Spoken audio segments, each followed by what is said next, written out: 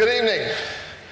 I'm Peter Stothard, editor of the Times Literary Supplement, one of the many papers that Christopher has graced and... no, he's never disgraced the TLS, no. He's graced and disgraced... No, only graced us. I will take another run at saying that. I was... Fine introducer, you say. Yeah. Well, the last, I always remember the last time I saw Christopher at Hay, we were just discussing this. He was sort of standing sort of there, sitting there. And on this stage here was a very pleased with himself, self-satisfied former president of the United States. And I was sitting up there with a pretty good view. And as the former president got to a particularly unacceptable part of his foreign policy address, there was a slow rising about there as Christopher gradually and painfully and slowly and very visibly walked out. So if anybody comes in late, called Bill and looking aggressive and difficult, it's best if you put him at the end of the row. This is the first outing for Christopher's extraordinary memoir of a part of his life. Not all the parts of his life, but many parts of his life. Hitch 22. It's great that it's doing it first at Hay. Bill Clinton was a big part of the kind of world of Oxford where he and I first met and where you met a lot of the characters in this book. And I think we'll start with Oxford. Bill Clinton, Martin Amis, James Fenton. Oxford made the man or not? I don't think it made Bill Clinton.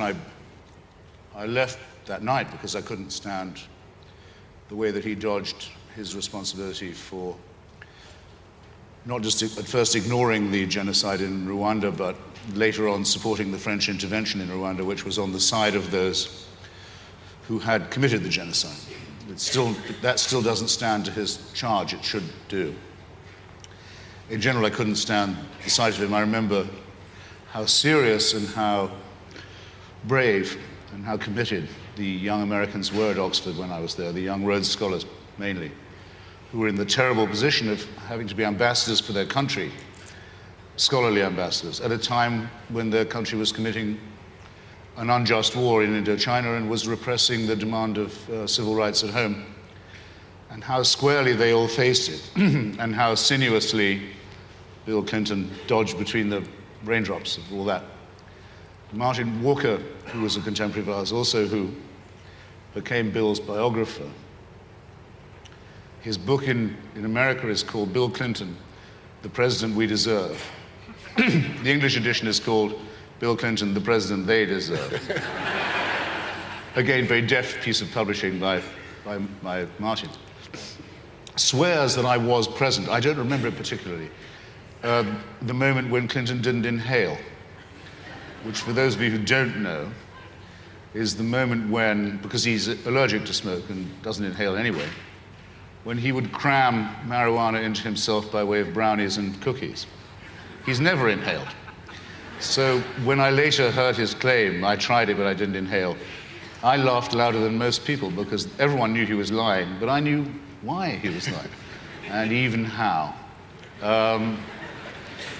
So in general, it was a good thing being at Oxford because you could see the quality of the people who wanted to be one day Prime Minister or President. And you think, well, if ever they make it, I'll be able to say I knew them when. Surely some mistake has been made. And also because at the Oxford Union and other places, or at the Labour Club, you could invite the members of the government to come, and they would.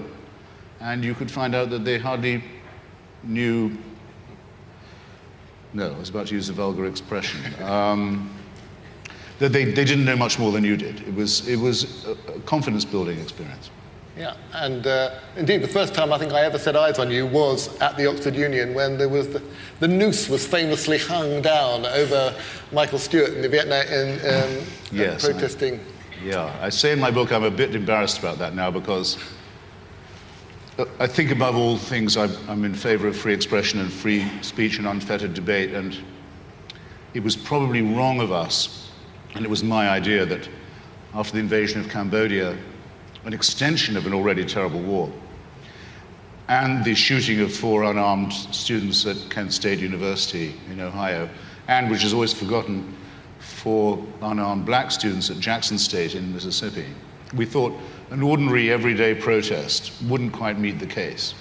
We thought we should tell the Foreign Secretary that he was a war criminal and a murderer, and sort of suit the action to the word. So we even dropped a noose from the gallery of the Union and shut the debate down, hoping, I think, this is what I say in my book, that word of this would get to the people of Indochina and they'd feel somehow encouraged that a load of rubbish students from a Brideshead regurgitated generation really cared about them. Look, it seemed important at the time, and I had a huge quarrel with Jack Straw about it, who was then head of the National Union of Students, who said, "You've really messed up. The free expression is what people care about and should care about the most. That comes first." Yeah.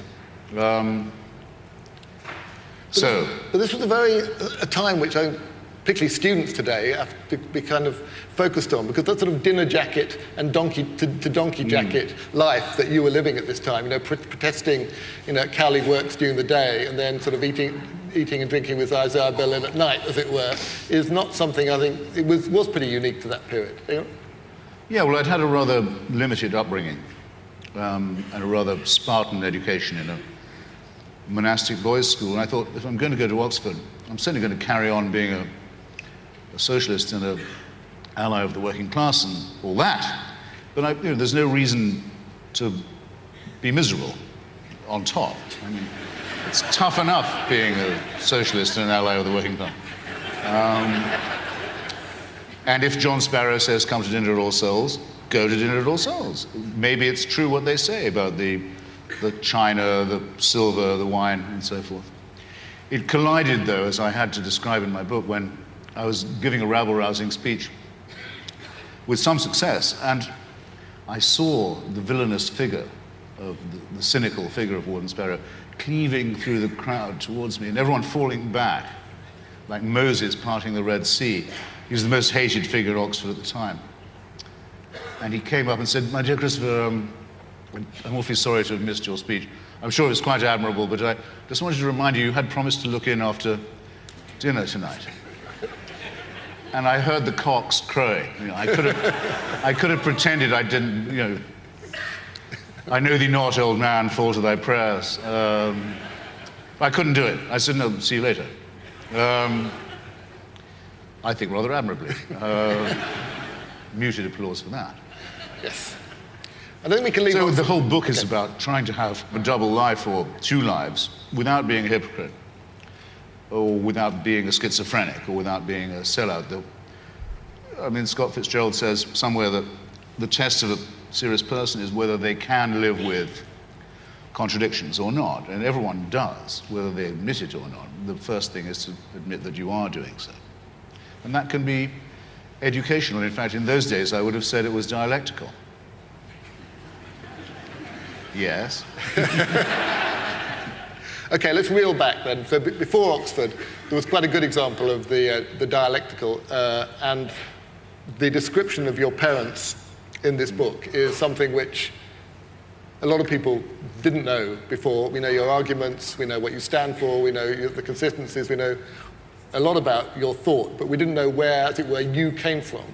So I think since this is an autobiography, we should say something just now, just describing the differences between your parents, because that clearly played some part in this. Well, without my parents, I wouldn't have been to any university or had any education at all, because they hadn't had any. No Hitchens had been to a university before, or let alone to a private school. And for them, it was the ticket out of being military family. They both served in the Navy in the war, come out of the slum, sort of moved up a bit through the armed forces. The seal on that is the eldest son gets an education, and the first real parental argument I can remember, you've all sat on the stairs at some point, listening to a domestic dispute below, and this one I followed with particular interest because my mother was saying, we have to find the money to send Christopher to a proper school, and my father was saying, as far as I knew, truthfully, well, we haven't got the money. And Yvonne, as I always called her, because it was her name, and because it was the name by which I loved her, said, look, Eric, that was my father's name, if there's going to be a ruling class in this country, Christopher is going to be a member of it. And I thought, as one does sitting in the dressing gown at the top of the stairs, the jammies, yes. I was a bit nervous about going away to school at the age of 7, but I knew that it was my only chance.